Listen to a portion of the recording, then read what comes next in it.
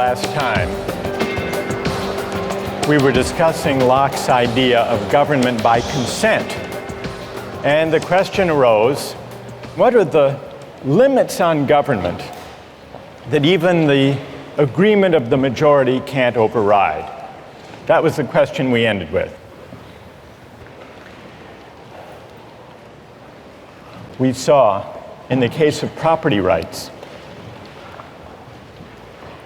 that on Locke's view, a democratically elected government has the right to tax people. It has to be taxation with consent because it does involve the taking of people's property for the common good. But it doesn't require the consent of each individual at the time the tax is enacted or collected.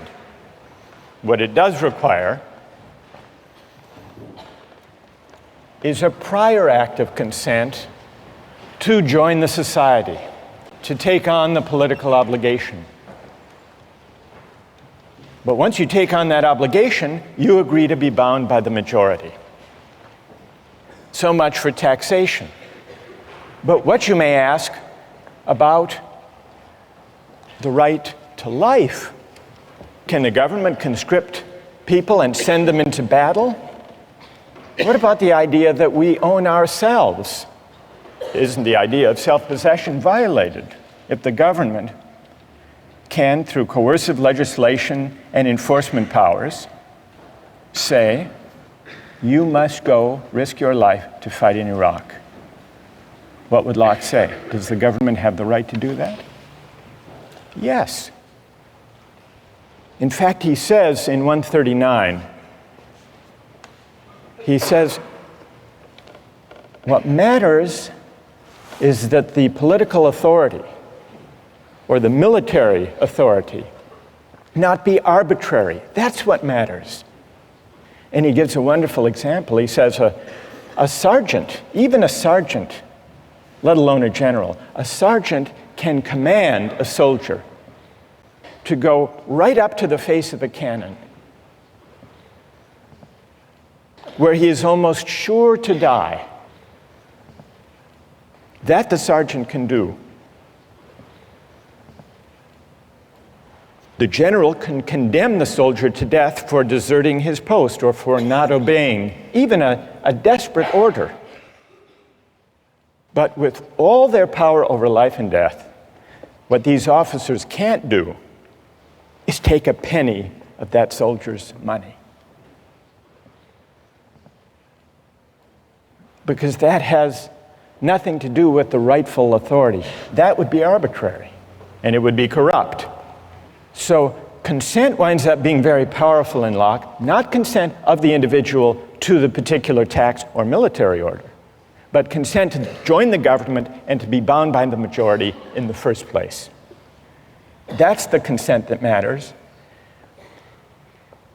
And it matters so powerfully that even the limited government created by the fact that we have an unalienable right to life, liberty, and property, even that limited government is only limited in the sense that it has to govern by generally applicable laws, the rule of law. It can't be arbitrary. That's Locke.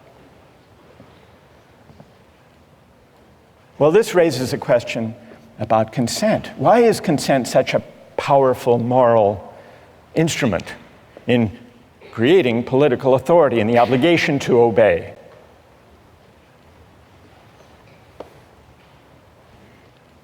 Today, we begin to investigate the question of consent by looking at a concrete case, the case of military conscription. Now, some people say, if we have a fundamental right that arises from the idea that we own ourselves, it's a violation of that right for government to conscript citizens to go fight in wars. Others disagree. Others say that's a legitimate power of government, of democratically elected governments anyhow, and that we have an obligation to obey.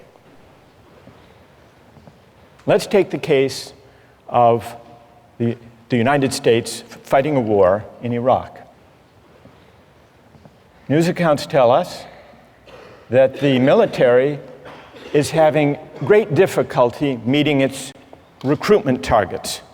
Consider 3 policies that the US government might undertake to deal with the fact that it's not achieving its recruiting targets. Solution number 1, increase the pay and benefits to attract a sufficient number of soldiers. Option number 2, shift to a system of military conscription. Have a lottery, and whosever numbers are drawn go to fight in Iraq. System number 3, outsource. Hire what traditionally have been called mercenaries. People around the world who are qualified, able to do the work, able to fight well, and who are willing to do it for the existing wage. So let's take a quick poll here. How many favor increasing the pay? Huge majority. How many favor going to conscription? 1, 2. All right, maybe a dozen people in the room favor conscription. What about the outsourcing solution?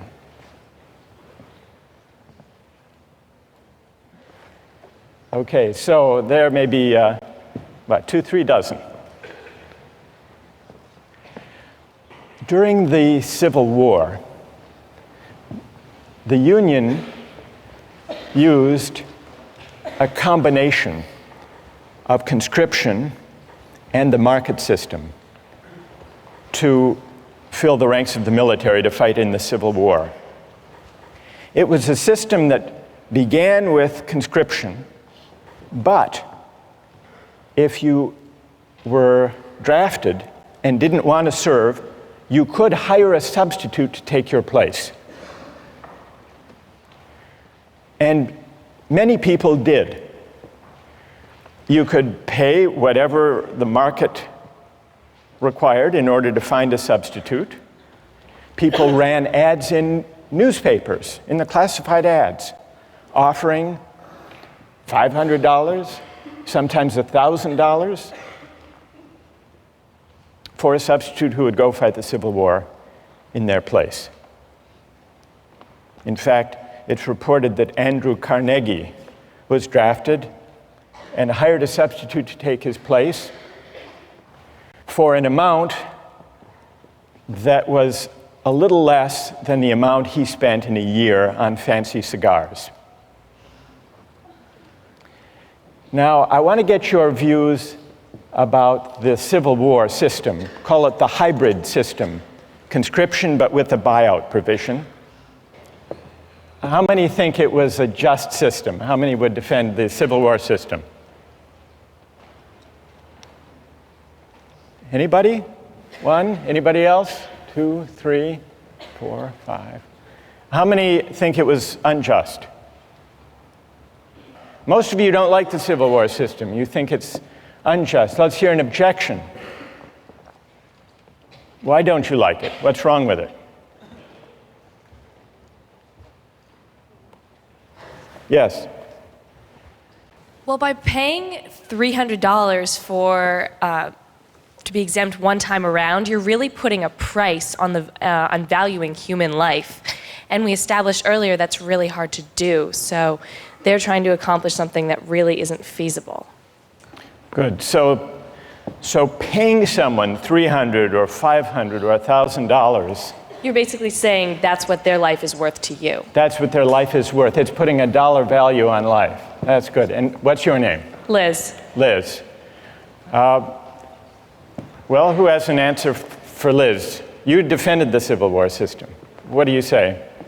If you don't like the price, then you have the freedom to not be sold or hired. So it's completely up to you. And I don't think it's necessarily putting a specific price on you. And if it's done by himself, I don't think there's anything necessarily morally wrong with that. So the person who takes the $500, let's say, he's putting his own price on his life, or on the risk of his life, Right. and he should have the freedom to choose to do that. Exactly. What's your name? Jason? Jason, thank you. Now we need to hear from another critic of the Civil War system. Yes. It's a kind of coercion almost to people who have lower incomes. For Carnegie, he can totally ignore the draft. $300 Right. is irrelevant in terms of his income. For Right. someone of a lower income, they're essentially being coerced to be drafted, or it's probably they're not able to find a replacement. Or Tell me your name. Sam. Sam. All right, so you say, Sam, that when a poor laborer accepts $300 to fight in the Civil War, he is in effect being coerced by that money given his economic circumstances. Whereas Carnegie can go off, pay the money, and not serve. All right, I want to hear if someone has a reply to Sam's argument that what looks like a free exchange is actually coercive. Who has an answer to Sam? Go ahead. I'd actually agree with him in saying You that... agree with Sam? I agree with him in saying that it is coercion in the sense that it robs the individual of his ability to reason. Okay, and what's your name? Raul? All right, so Raul and Sam agree that what looks like a free exchange, free choice, voluntary act, is actually, it involves coercion. It's profound coercion of the worst kind because it falls so disproportionately upon one segment of the society. Good. All right. So Raul and Sam have made a powerful point. Who would like to reply? Who has an answer for Sam and Raul? Go ahead. I don't think that these drafting systems are really terribly different from, all volunteer army sort of recruiting strategies. The whole idea of, having benefits and pay for joining the army is, sort of a coercive strategy to get people to join. It is true that military volunteers come from disproportionately, lower economic status, and also, from certain regions of the country where you can use like the patriotism to try and coerce people to feel like it's the right thing to do to volunteer and go over to Iraq. And tell me your name. Emily. All right, Emily says, and Raul, you're going to have to reply to this, so get ready. Emily says, fair enough, there is a coercive element to the Civil War system when the laborer takes the place of Andrew Carnegie for $500. Emily concedes that. But she says, if that troubles you about the Civil War system, shouldn't that also trouble you about the volunteer army today? And before you answer, how did you vote on the first poll? Did you defend the volunteer army? I didn't vote. You didn't vote? No. By the way, you didn't vote. Did you sell your vote to the person sitting next to you? No. All right. So what would you say to that argument? I think that the circumstances are different in that there was conscription in the Civil War. There is no draft today. And I think that the volunteers for the Army today have a more profound sense of patriotism that is of an individual choice than those who were forced into the military in the Civil War. Somehow less coerced. Less coerced. Even though there is still inequality in American society, even though, as Emily points out, the makeup of the American military is not reflective of the population as a whole. Let's just do an experiment here. How many here have either served in the military or have a family member who has served in the military? In this generation, not parents, family members, in this generation. And how many have neither served nor have any brothers or sisters who have served? Does that bear out your point, Emily? Yes. All right, now we need to hear from, most of you defended the idea of the all-volunteer military, overwhelmingly. And yet, overwhelmingly, people considered the Civil War system unjust. Sam and Raul articulated reasons for objecting to the Civil War system. It took place against a background of inequality, and therefore the choices people made to buy their way into military service were not truly free, but at least partly coerced. Then Emily extends that argument in the form of a challenge. All right, everyone here who voted in favor of the all-volunteer army should have to explain, well, what's the difference in principle? Doesn't the all-volunteer army simply universalize the feature that almost everyone found objectionable in the Civil War buyout provision? Did I state the challenge fairly, Emily? Yes. Okay, so we need to hear from a defender of the all-volunteer military who can address Emily's challenge. Who can do that? Go ahead. The difference between the Civil War system and the all-volunteer army system is that in the Civil War, you're being hired not by the government, but by an individual. And as a result, different people who get hired by different individuals get paid different amounts. In the case of the all-volunteer army, everyone who gets hired is hired by the government and gets paid the same amount. It's precisely the universalization of essentially paying your service, you're paying your way into the army, that makes the all-volunteer army just. Emily? I guess I'd frame the principal difference slightly differently. On the all-volunteer army, it's possible for somebody to just, step aside and not really think about, the war at all. It's possible to say, well, I don't need the money. I don't need to have an opinion about this. I don't need to, feel obligated to take my part and defend my country. With a coercive system, with an explicit draft, then, there's the threat, at least, that every individual will have to make some sort of decision regarding military conscription, and perhaps in that way it's more equitable. It's true that Andrew Carnegie might not serve in any case, but in one, he can completely step aside from it, and the other there's some level of responsibility. While you're there, Emily, so what system do you favor? Conscription? I would be hard-pressed to say, but I think so, because it makes the whole country feel a sense of responsibility for the conflict, instead of, having a war that's maybe ideologically supported by a few, but only if there's no, real responsibility. Good. Who wants to reply? Go ahead. So I was going to say that the fundamental difference between the all-volunteer army and then the army in the Civil War is that in the all-volunteer army, if you want to volunteer, that comes first, and then the pay comes after. Whereas in the Civil War system, the people who are accepting the pay aren't necessarily doing it because they want to. They're just doing it for the money first. What motivation beyond the pay do you think is operating in the case of the all-volunteer army? Like patriotism for the country. Patriotism. Well, what about and pay? a desire to defend the country. I mean, Right. there is some motivation in pay, but the fact that it's first and foremost an all-volunteer army will motivate them first, I think, personally.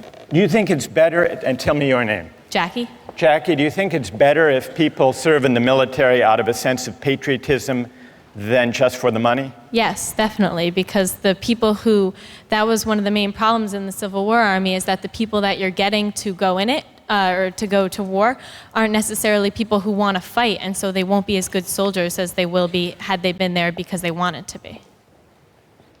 All right, what about Jackie's having raised the question of patriotism? That patriotism is a better or a higher motivation than money for military service. Who would like to address that question? Go ahead. Patriotism absolutely is not necessary in order to be a good soldier, because mercenaries can do just as good of a job as anyone who waves the American flag around and wants to defend what the government believes that we should do. Did you favor the outsourcing solution? Yes, sir. And, all right, so let Jackie respond. What's your name? Philip. What about that, Jackie? So much for patriotism. If you've got someone whose heart is in it more than another person's, they're going to do a better job. When it comes down to the wire and there's like a situation in which someone has to put their life on the line, someone who's doing it because they love this country will be more willing to go into danger than someone who's just getting paid. They don't care. They've got the technical skills, but they don't care what happens because they have nothing invested in this country. There's another aspect, though. Once we get onto the issue of patriotism, if you believe patriotism, as Jackie does, should be the foremost consideration and not money, does that argue for or against the paid army we have now? We call it the volunteer army, though if you think about it, that's a kind of misnomer. A volunteer army, as we use the term, is a paid army. So what about the suggestion that patriotism should be the primary motivation for military service, not money? Does that argue in favor of the paid military that we have, or does it argue for conscription? And just to sharpen that point, building on Phil's case for outsourcing, if you think that the all-volunteer army, the paid army, is best because it lets the market allocate positions according to people's preferences and willingness to serve for a certain wage, doesn't the logic that takes you from a system of conscription to the hybrid Civil War system, to the all-volunteer army, doesn't the idea of expanding freedom of choice in the market, doesn't that lead you all the way, if you follow that principle consistently, to a mercenary army?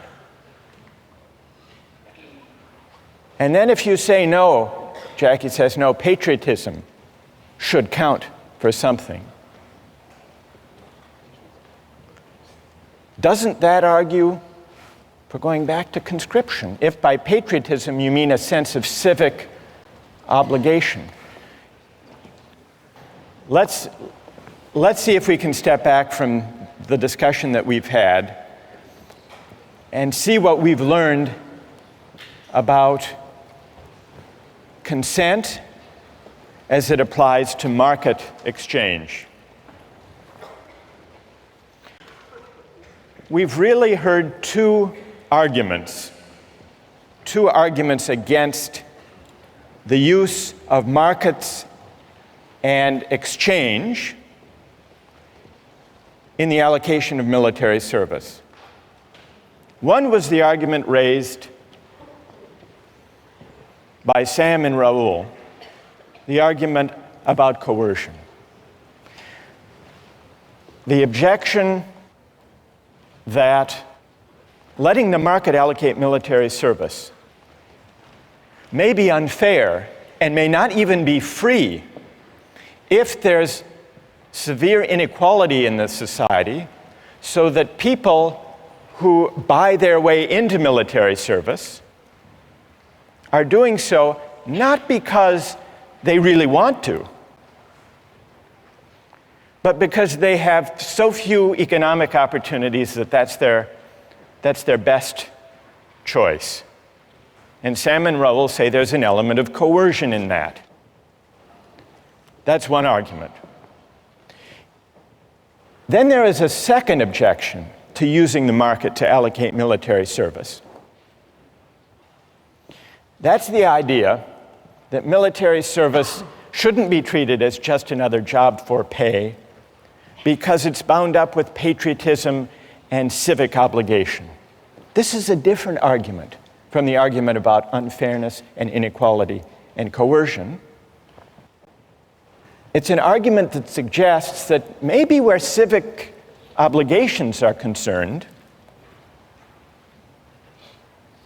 we shouldn't allocate duties and rights by the market. Now, we've identified two broad objections. What do we need to know to assess those objections?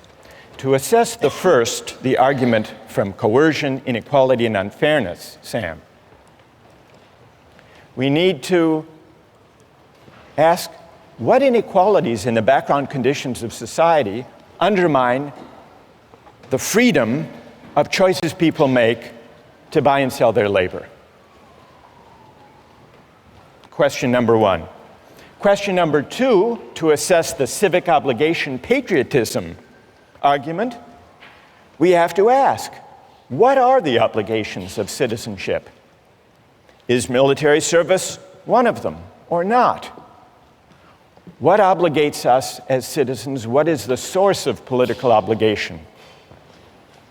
Is it consent, or are there some civic obligations we have even without consent for living and sharing in a certain kind of society?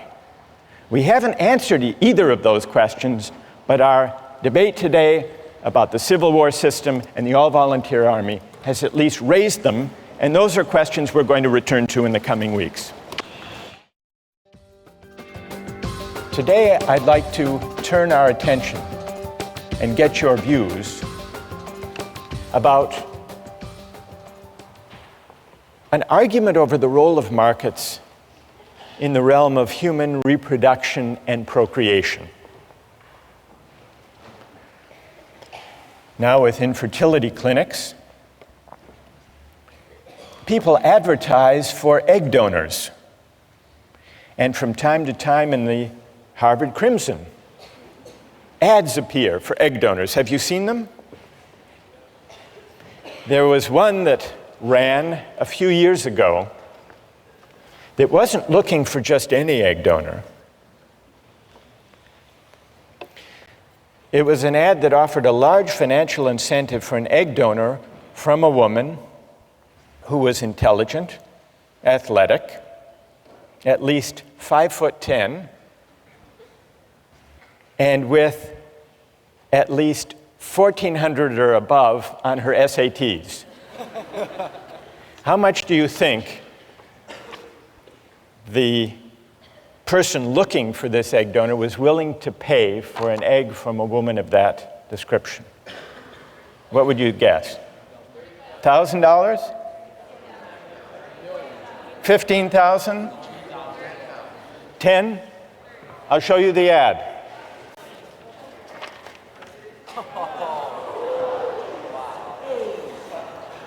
$50,000 for an egg,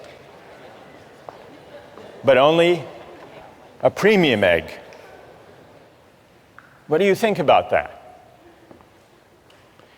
Well, there are also sometimes ads in the Harvard Crimson and other college newspapers for sperm donors. So the market in reproductive capacities is an equal opportunity market.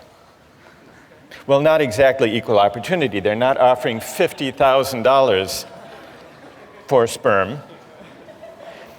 But there is a company, a large commercial sperm bank, that markets sperm. It's called California Cryobank. It's a for-profit company. It imposes exacting standards on the sperm it recruits. And it has offices in Cambridge between Harvard and MIT, and in Palo Alto near Stanford. Cryobank's marketing materials play up the prestigious source of its sperm. Here is from the website of Cryobank the information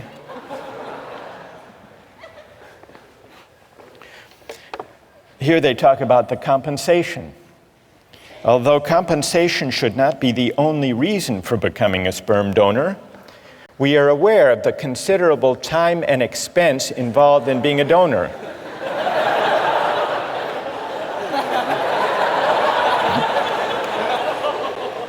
So, do you know what they offer?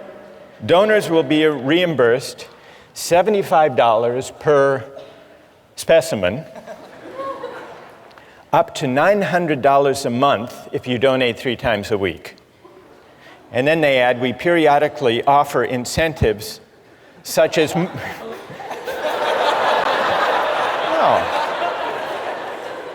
such as movie tickets or gift certificates for the extra time and effort expended by participating donors. It's not easy to be a sperm donor. They accept fewer than 5% of the donors who apply.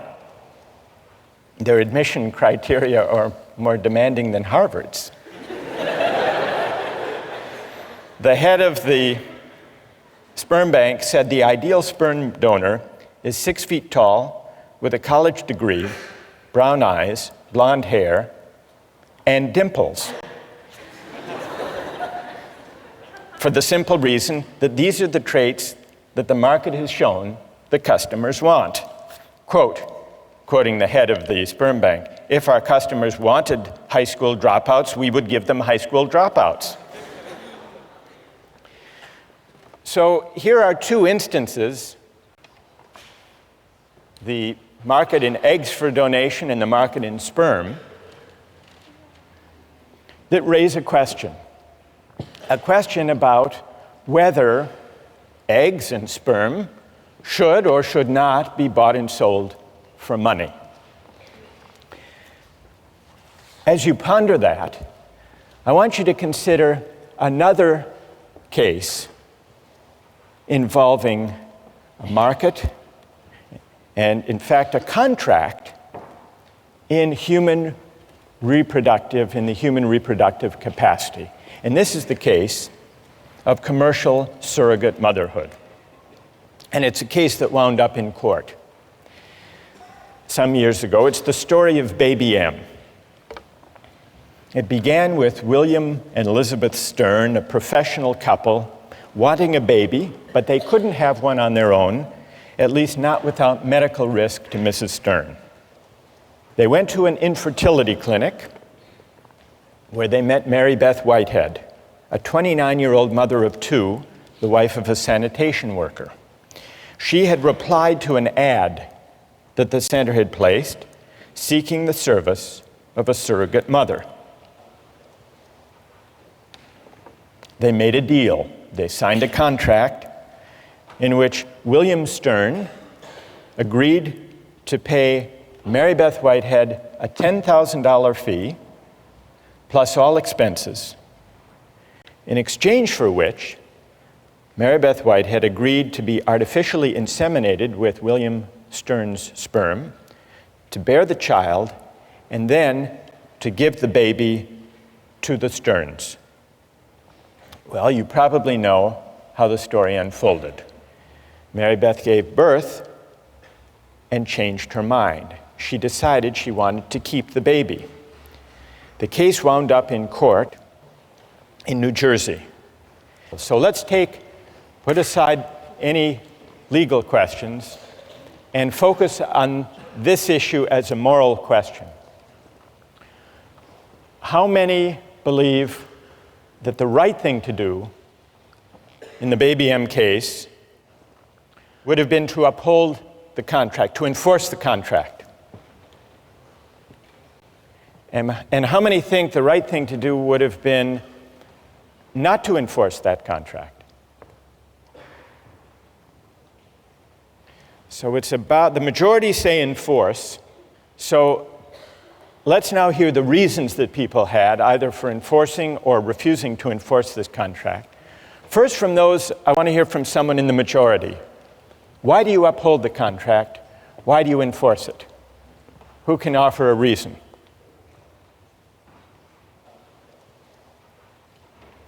Yes. Stand up. It's a binding contract. All the parties involved knew the terms of the contract before any action was taken. If it's a voluntary agreement, the mother knew what she was getting into. All four intelligent adults, regardless of formal education, whatever. So it makes sense that if you know what you're getting into beforehand and you make a promise, you should uphold that promise in the end. Okay, a deal is a deal, in other words. Exactly. And what's your name? Patrick. Is Patrick's reason the reason that most of you in the majority favored upholding the contract? Yes? All right, let's hear now someone who would not enforce the contract. What do you say to Patrick? Why not? Yes. Well, I mean, I agree. I think contracts should be upheld when all the parties know all the information. But in this case, I don't think there's a way a mother, before the child exists, could actually know how she's going to feel about that child. So I don't think the mother actually had all the information. She didn't know the person that was going to be born and didn't know how much she would love that person. So that's my argument. So you would not, and what's your name? Evan Wilson. Evan says he would not uphold the contract because when it was entered into, the surrogate mother couldn't be expected to know in advance how she would feel. So she didn't really have the relevant information when she made that contract. Who else? Who else would not uphold the contract? Yes. I also think that a contract should generally be upheld, but I think that the child has an inalienable right to its actual mother, and I think that if that mother wants it, then that child should have the right to that mother. You mean the biological mother, not the adoptive mother? Right. And why is that? First of all, tell me your name. Anna? Anna. Why is that, Anna? Because I think that that bond that is created by nature is stronger than any bond that is created by, a contract. Good, thank you. Who else? Yes. I disagree. I don't think that a child has an inalienable right to her biological mother. I think that adoption and surrogacy are both legitimate trade-offs. And I agree with the point made that it's a voluntary agreement. An individual made it. It's a voluntary agreement. And you can't apply coercion to this argument. You can't apply the objection from coercion to this argument. Correct. What's your name? Kathleen. Kathleen, what do you say to Evan that though there may not have been, Evan claimed that the consent was tainted not by coercion, but by lack of adequate information. She couldn't have known the relevant information, namely how she would feel about the child. What do you say to that? I don't think the emotional content of her feelings plays into this. I think in a case of law, in the justice of this scenario, her change of feelings are not relevant. If I give up my child for adoption and then I decide later on that I really want that child back, too bad. It's a trade-off. It's a trade-off that the mother has made. So a deal is a deal. You agree with Patrick? I agree with Patrick. A deal is a deal. Yes. Good. Yes. I would say that, though I'm not really sure if I agree with the idea that the child has a right to their mother, I think the mother definitely has a right to her child. And I also think that there are some areas where market forces shouldn't necessarily penetrate. I think that the whole surrogate mother area smacks a little bit of dealing in human beings. Seems dehumanizing, and it doesn't really seem right. So that's my main reasoning. And tell us your name. I'm Andrew. Andrew, what is dehumanizing about buying and selling the right to a child for money? What is dehumanizing about it? Well, because you're buying someone's biological right.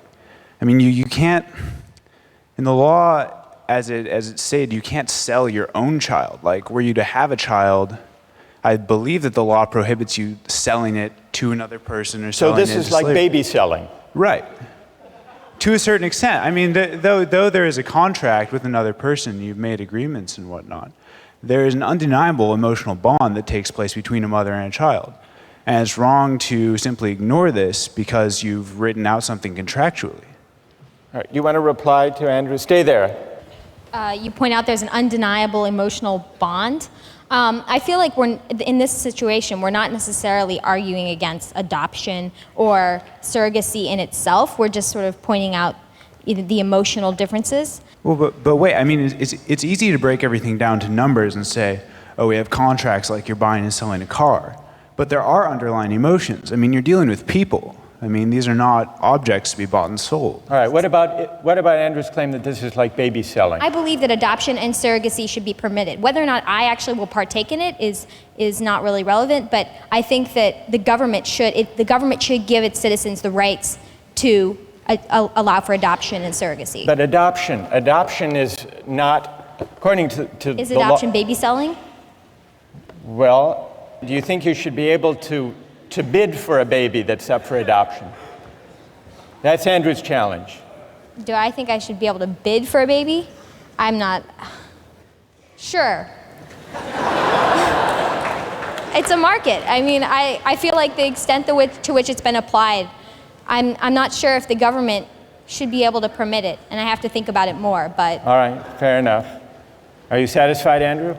Well, yeah, I mean, I think surrogacy should be permitted. I think that people can do it, but I don't think that it should be forced upon people that once the contract is signed, it's absolutely like the end all.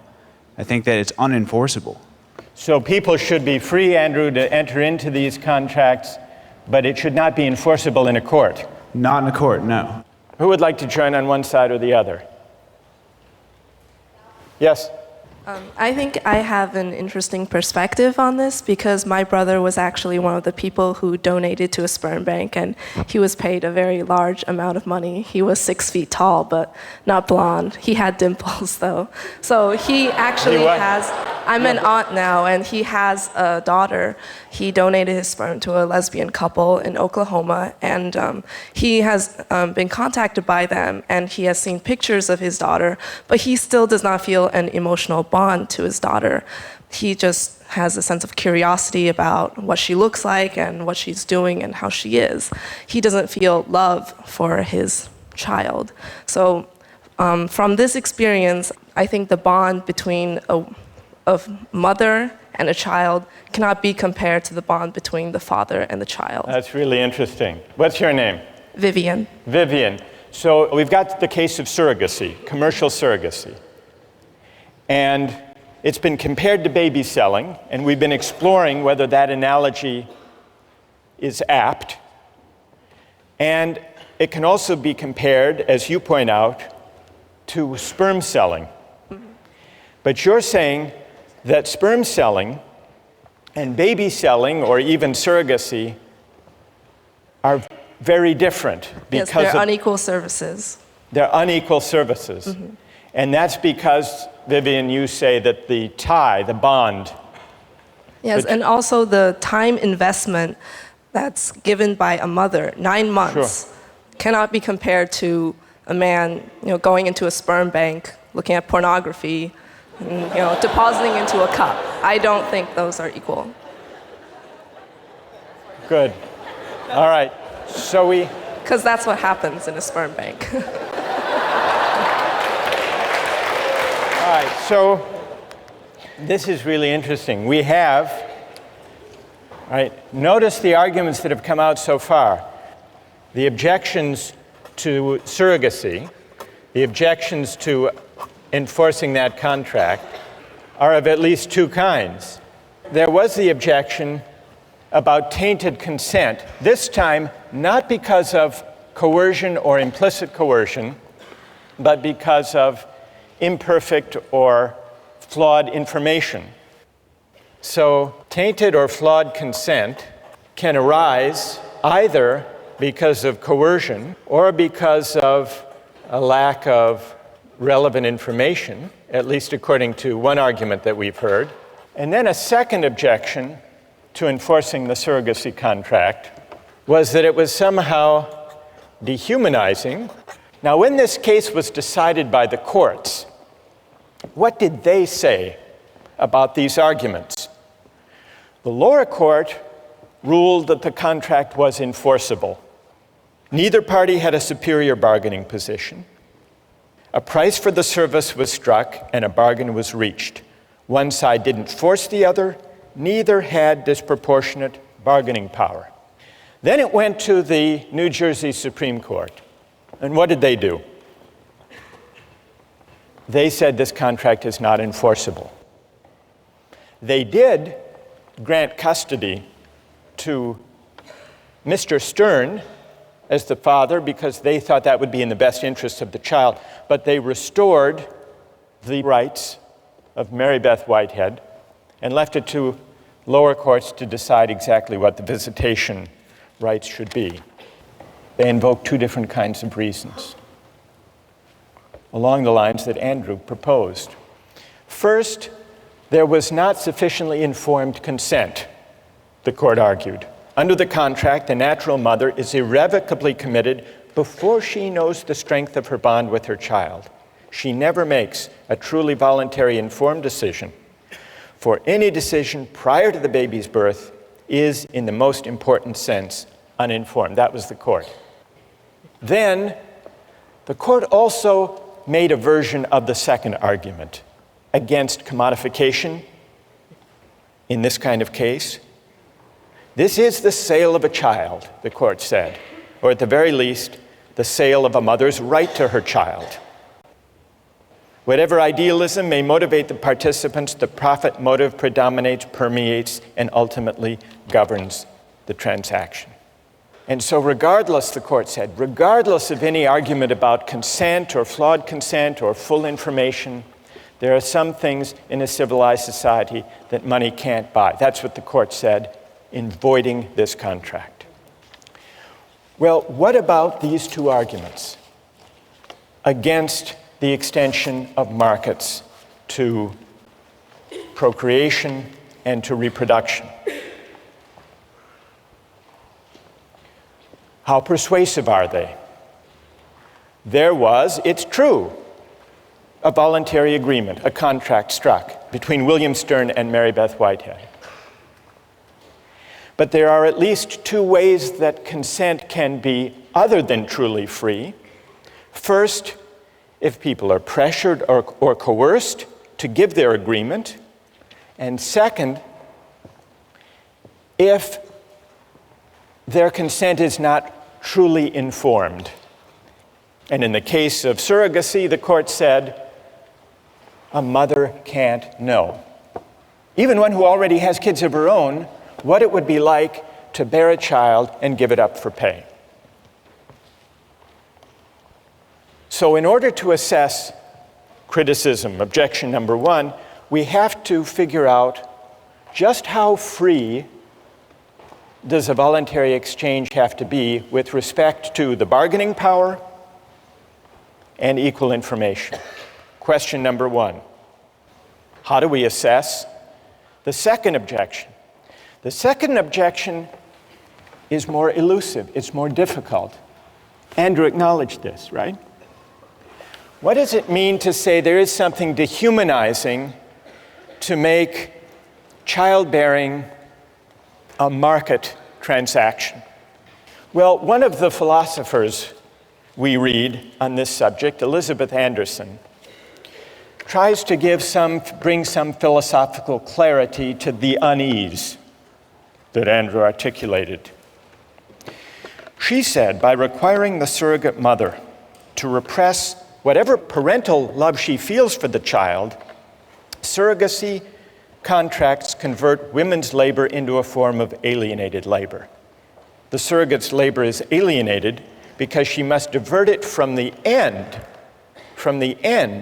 which the social practices of pregnancy rightly promote, namely an emotional bond with her child. So what Anderson is suggesting is that certain goods should not be treated as open to use or to profit. Certain goods are properly valued in ways other than use.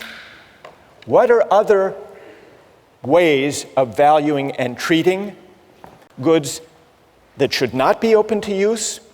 Anderson says there are many: respect, appreciation, love, honor, awe, sanctity. There are many modes of valuation beyond use, and certain goods are not properly valued if they're treated simply as objects of use. How do we go about evaluating that argument of Anderson? In a way, it takes us back to the debate we had with utilitarianism. Is use the only proper way of treating goods, including life, military service, procreation, childbearing? And if not, how do we figure out? How can we determine what modes of valuation are fitting or appropriate to those goods? Several years ago, there was a scandal surrounding a doctor, an infertility specialist in Virginia named Cecil Jacobson. He didn't have a donor catalog because, unknown to his patients, all of the sperm he used to inseminate his patients came from one donor, Dr. Jacobson himself. At least one woman who testified in court was unnerved at how much her newborn daughter looked just like him. Now, it's possible to condemn Dr. Jacobson for failing to inform the women in advance. That would be the argument about consent. The columnist Ellen Goodman described the bizarre scenario as follows. Dr. Jacobson, she wrote, gave his infertility business the personal touch. But now the rest of us, she wrote, are in for a round of second thoughts about sperm donation. Goodman concluded that fatherhood should be something you do, not something you donate. And I think what she was doing, and what the philosopher Elizabeth Anderson is doing, and what Andrew was suggesting with his argument about dehumanization, is pondering whether there are certain goods that money shouldn't buy, not just because of tainted consent, but also perhaps because certain goods are properly valued in a way higher than mere use. Those, at least, are the questions we're going to pursue with the help of some philosophers in the weeks to come.